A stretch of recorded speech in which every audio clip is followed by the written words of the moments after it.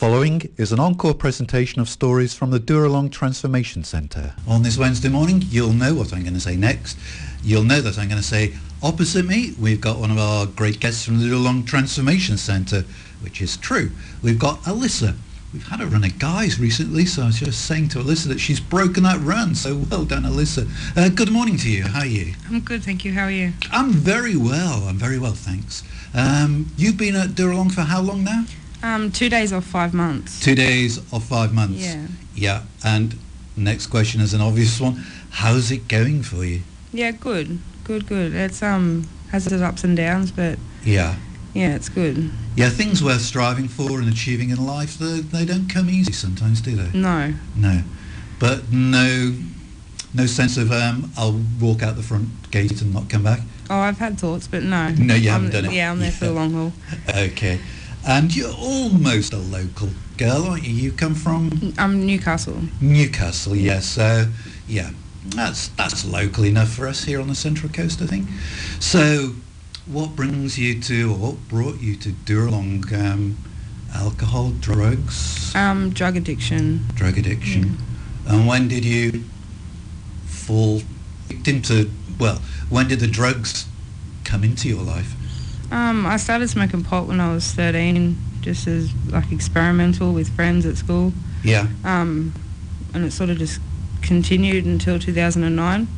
I moved to Western Australia, lived with my cousin for 12 months and I quit. I was clean from everything and then come back to Newcastle, was working, and then 7 years ago formed a ice addiction. Okay. Lots happened in your relatively short life, hasn't it? Yeah. You say you started at 13. We've had guys coming in and telling us that sometimes they took the drugs as a child, really, a teenager, just to blot out the horrible things that were happening for them in their life. Was that the situation for you? No, I it was just an experimental thing with friends. I had a friend that lived down the road. We did everything, smoke together, drink together, so it was just an experiment, and I just took it that one step further and continued to smoke. And I guess our teenage years are a time of experiment, aren't they? Yeah. What do they say? Drinks, drugs, rock and roll and all the rest of it. Yeah. So it is an age of experimentation. So that's all it was for you? Yeah. Yeah. And how long did you continue taking the pot? I mean, this is, you're going to school and all the rest of it, but you're still taking pot all through your high school? Yeah. I was, I'd WAP school. I was a bit naughty, but 7 years I smoked pot. I was working when I left school. I had jobs and everything, so I was working smoking pot, and then I just decided to get away from that lifestyle and went to Western Australia for over 12 months. Yeah. That's a big decision to make. Yeah. For a young girl to go to Western Australia. Was that to get away from the drug scene, or was it to go to something? Well, I was working in a pub at the time, and I was just drinking and smoking pot. It just wasn't, I just wanted to get away from the people and. You needed a new start. Yeah. A fresh chapter in your life. Yeah. So, as far as Australia's concerned, you could get much further away, could you? So if you go to Western Australia. How did that work out for you? Yeah, it was good. I loved it over there. I was up in the Pilbara. Oh, yes. Yeah, so 6 hours south of Broome. It was beautiful. Wish I'd never come back, but... Yeah. So, why did you come back? I don't know. My sister had my niece at the time, and she was 6 months old, and I was sort of missing out. And I was always close with my sister, so... Yeah, I come back and just stayed here. Good reason, missing family, especially if you've got a young niece and missing out on her sort of growing up. Yeah. So, during the time you were in Western Australia, were you still doing the pot? No, no. Completely clean? Yeah, I was drinking a little bit of a weekend, but I was working 2 jobs. So I was working in a takeaway shop and at a resort. So I was busy. How was it? How hard was it to sort of give up pot? The first 2 weeks were harder than I expected, but I suppose because I was busy and away from it, it wasn't at hand, so I couldn't pick up. You did this on your own? You didn't go to... Yeah, no, I actually, the night before, I flew out at 5 o'clock in the morning and I was drinking and, Yeah. So you must be quite a strong-willed, determined person when you set your mind to something? Yeah, whether it be good or bad, I've got determination. Yeah, it works both ways. I hadn't thought of that. Yeah. It can be used for good or bad. Yeah. Okay, so there you are, you're clean, you're in your 20s, you think it's time to sort of reconnect with your sister and especially your baby niece. So you fly back to the East Coast? Yep. And then what happened? I moved in with my sister and her partner and my niece. Mm. So I spent the first couple of years of my niece's life like living with them. Everything was good, I was working, then I decided to move out. And you're still clean at this time? Yeah, and then I moved in with a friend of mine and her partner, and we'd drink a weekend and whatnot, but I was, running a bowling club, I was doing really good, I always had money, for the first time I was actually happy with... Enjoying life? Yeah. Yeah, you had a good responsible job with good income? Yeah. When did it all go wrong? I met someone that was on ice and I chose to pick up and just went downhill from there. This is this experimental thing coming back again, is it? You just experimented with it to see what all the fuss was about? I suppose it's in my nature, just addictive brain, I guess. Yeah. And ice is the one that they say you shouldn't sort of play around with because it can make you addicted almost immediately. Yeah, 100%. And that happened to you? Yeah. So you took it and you were hooked straight away? Yeah. Well, I was still working, but then the relationship got volatile and my use just got more and more, and I ended up being in and out of hospital because of the relationship. I ended up losing my job and it just, my habit just got worse. Yeah.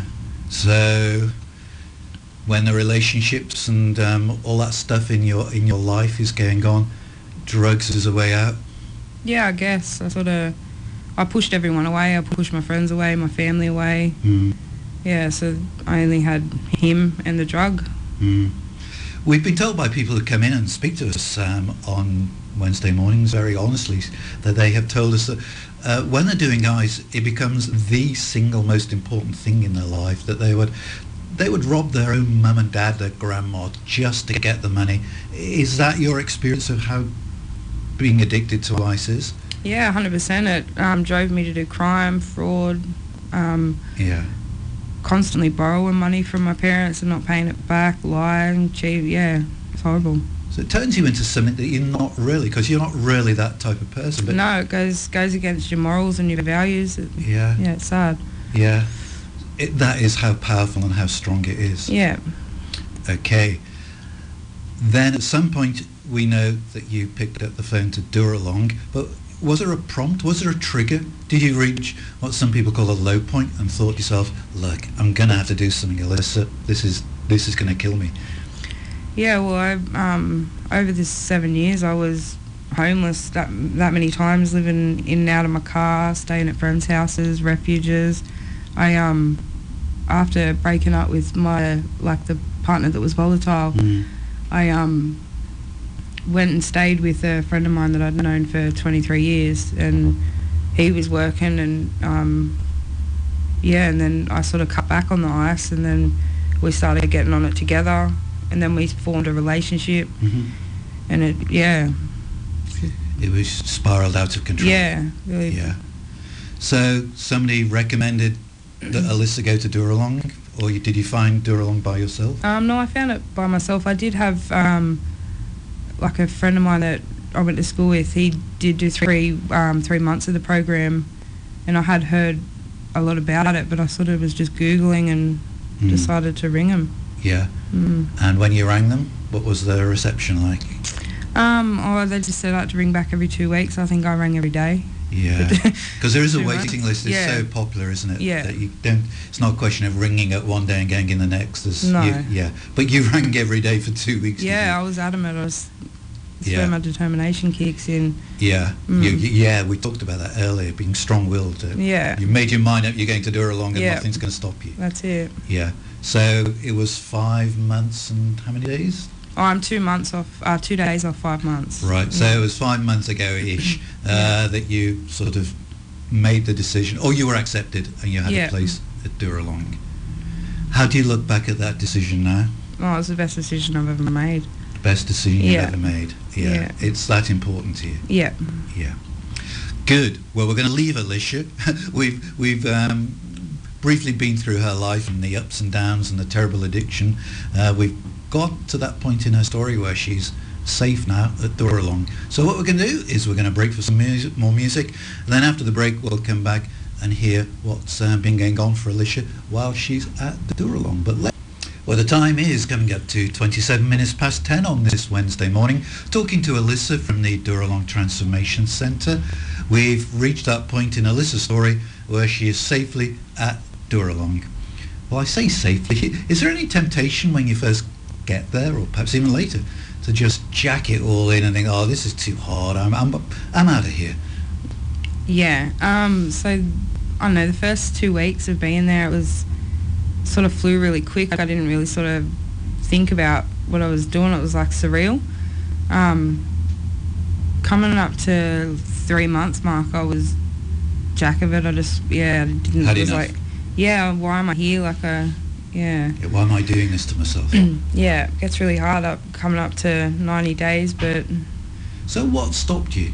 You had those feelings that, oh, this is just pointless, it's too hard, I can't be bothered. What kept you at Dooralong, do you think? My determination.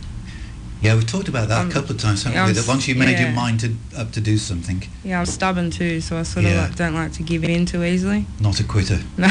Not a quitter. So you had these feelings that it was all getting too hard, but you persevered? Yeah. Yeah. So describe for the listeners, if you could, Alissa, what is a typical day for you at Dooralong? What time in the morning do they get you up? Well, we have breakfast from 7 to 7:45 and roll call at 8, and then we do morning group at 8:45. So this is where they do the group work and the therapy and... Yeah. So I'm in level 2 now, so it goes a little bit deeper into yourself, and so like you look back on either like traumas or it's really good. So somebody once said that we're like an onion, or our emotions are like onions, so you can peel away one layer and then there's another layer to peel away. That's what you're doing at these group sessions. Yeah, trying to get to the core of who you are. Yeah. Confronting and challenging. Yeah, 100%. Yeah, but you're not a quitter, so you stuck it. So you do your group work of the morning, then presumably you have lunch. Yeah, we do. So lunch is 12, then we start work duties at 1. And what's on the work roster for Alissa? Cleaning. So yeah, keeping it spick and span. Yeah. So that would take you through till 3-4 o'clock. Yeah, 4 o'clock we finish up, and then dinner at 5, and then Yeah, it's a busy day. Yeah, it is a busy day. Going back to that group work, or the therapies that you do, you were telling me that you've just, well, this isn't perhaps group work, but you were telling me that you've been on the Alpha course recently. Yeah, so we do REGs, and I chose to do the Alpha. REGs? What's it? You don't know? No. Somebody whispering in the back. Alissa's chauffeur is whispering in the back. What are you shouting? Recovery Enhancement Group. Thank you. So there you go. You've learned something today, Alissa. They're called Recovery Enhancement Groups. I knew it. My mind just went blank. Yeah. So anyway, you've been recently you've done recently the Alpha course. Yeah. Yeah. How did you find that? It was really good. Coming into Dooralong, I didn't have any faith, so I don't know what I was thinking. I didn't even think of what I signed up for, but that must have been quite strange and alien to you, because people who've been Christians for ages, there's a particular way of speaking and words, and they it's like they know what they're doing, and I feel like an outsider. Yeah, it's overwhelming for sure. Like, I was blown away. I'm thinking, what have I signed up for? But so you sat in the back row at chapel now. To start with, I sort of until I sort of found my place, and But you must have been very open to have signed up for the Alpha course with the full-on Holy Spirit weekend that you have down at Coleroy. Yeah, well, I suppose I thought I'm here for a reason, and I'd give it a try. Like, I have an open mind to all religion, so... Yeah. Yeah. So where would you describe yourself now in that sort of journey or relationship with God? Well, I found faith. Yeah. Yeah, so after doing the Alpha course and like chapel, we do church Sundays, Yes. and gradually I sort of like I was adamant like, no, I won't find God, but yeah, so I'm sort of, it's good. I feel more at peace. Yeah. He found you instead. Yeah, well, Yeah. he was always there, but Yeah, that's right. So this is part of your life now. yeah, Just an acknowledgement that there is a higher power, as the AA 12 steps yeah, talks about a higher power, doesn't it? yeah. Higher power, Jesus, God. Yeah. Yeah. So you go to the church on a Sunday, Yeah, I go to Bonnells Bay Church. which is a good church, I'm Yeah, told. it's beautiful. I'm told the people are really super out there. Yeah, Yeah. lovely people. Yeah. How much longer do you think you will be at Dooralong? I want to stay the full 10 months. Yeah. So, yeah, probably Yeah. at least another 6 months. So you're just about halfway through the Yeah, program, aren't you? yeah. And given the progress that you've made in the first 5 months, if that's replicated in the second 5 months, it's going to be a new Alissa walking out of the Yeah, gates. I hope so. Yeah. Yeah. Okay. You're listening to Rima Central Coast 94.9. It's 23 minutes to 11, if I read the clock correctly. Yeah, I have 23 minutes to 11. We're talking to Alissa this morning from the Dooralong Transformation Centre. We were talking just before that music break about, well, life at Dooralong and how it's been for her for the last 5 months, and how when she got to Dooralong she didn't have a faith and she didn't know much about sort of God and Christ or Christianity, but has now a faith and has completed the Alpha course. So yeah, good luck to her. Now, we usually speak to guests from Dooralong who are about to graduate or graduations within a month or so. So they've got an idea of what they want to do with the rest of their lives. But I'm thinking, Alissa, that for you, who probably have another 5 months, you say, is it too early to start thinking about your plans for the future? For me it is. I sort of don't want to focus too much on the future. I want to focus on myself and sort of find who I am meant to be. Yeah. And hopefully it sort of falls into place. But Yeah. And to make plans at this stage for what's going to, you just don't know what's going to happen over the next 5 months, who the real you is that's perhaps hidden there, and whatever plans you make now, they would probably have to change, wouldn't they? yeah. Yeah. I get the sense talking to you that you think there is still more work, there is still some sort of, still more sort of group work and therapy that's needed to sort of get to the real you. Yeah, well, I think it's a long It's a long process. journey, yeah. It's a So long journey. continue after I leave Dooralong as well. Yeah, that's right. And on the outside of Dooralong, you talked earlier about this little niece that you have. Yeah. How old is your little niece now? She's 9. Oh, she's not so little now. No. Have you got any other nieces or nephews? Yeah, I've got 2 nephews. And how do you get on with those? Oh, they're beautiful. Yeah? Yeah, Yeah? So you're Auntie Alissa? yeah. Do you- Auntie Liz. Auntie Liz? Yeah. So do you get time off? I know you can have weekend leave. Do you get to see them much? Yeah, I've been taking weekend leave, but I am going to see my niece and nephew before they go back to school this weekend. Yeah. So it'll be good. Yeah. Yeah. And this is something that you might have potentially would have missed out on, if you had remained, an ice addict. Yeah, well, I missed out a lot. Like when my nephew was born, both my nephews were born, I guess I was in addiction, so I sort of withdrew from the family. So it was something I missed out on, whereas my niece, I sort of was involved in the first few years of her life. So Yeah. So I won't say there's a lot of ground to recover, but having a good relationship with those nieces and those couple of nephews, it sounds as if it's really important to you. yeah, it is. Yeah, that's right. Now then, you'll be going back to Dooralong once we've finished speaking.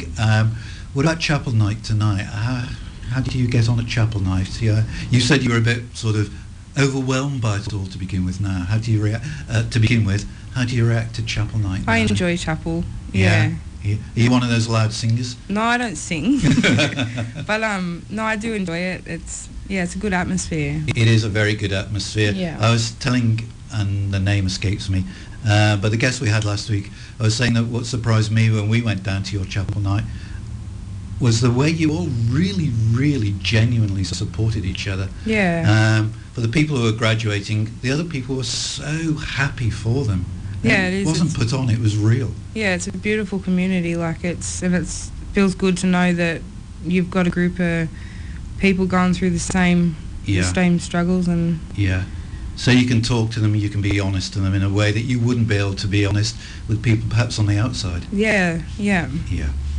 Finally, Alissa, 5 months ago, 6 months ago, you were in addiction. Yeah. Looking back now, if there is somebody out there whose daughter perhaps is in that situation, or perhaps they are in that situation that you were in 6 months ago, have you any advice for them? Just make the call. Make the call Yeah. to Dooralong. Yeah. How hard was that? For me, it wasn't. I was that sick of living the life that I was living that I was just that keen to get in there. I just wanted to do something to change Yeah. everything. So give Dooralong a ring. Yeah. Go to the website, find Salvo's number there, and just give them a ring. Yeah. Yeah. And look, we're realists. We're not going to say that Dooralong is for everybody.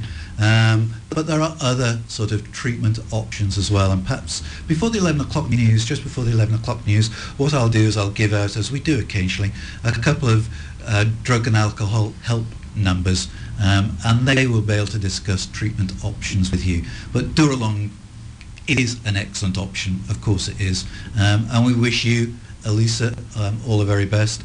Take our love and best wishes back to everybody, and we hope you have a great night tonight. And we just we ask God to continue to bless your life and guide you as he guided you to Dooralong, and is keeping you there. He's keeping you there for 10 months whilst he rebuilds you from the inside. Thank you for having me. No, it's been our pleasure. You've been listening to an encore presentation of the Dooralong stories, which can be heard live every Wednesday at 10 a.m. and repeated 8 p.m. Sunday and 1 a.m. Wednesday, right here on 94.9 rema.cc.